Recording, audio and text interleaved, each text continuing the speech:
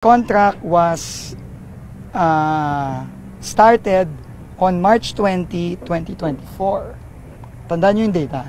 March 20, 2024. Nakalagay dito, ang kanyang duration is dapat 270 days.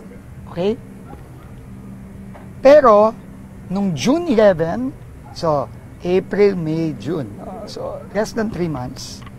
Nakalagay dito, actual accomplishment, 100%.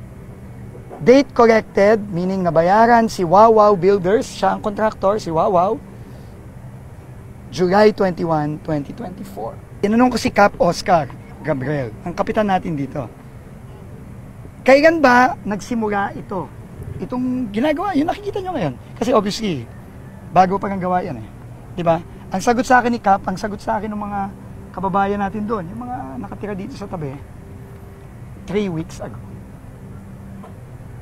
So, ito, ang tawag ko dito, patay na, pinipilit buhayin.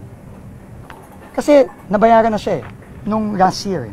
Pero, siguro, 3 weeks ago, umiinit, nag-iimbestiga na ang Senado, nag-iimbestiga na ang Kongreso, nagalit na ang Pangulo, pinipilit buhayin yung patay.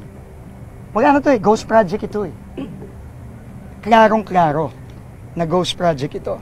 Pero dahil lang sa mga pangyayari, hinahabol ngayon.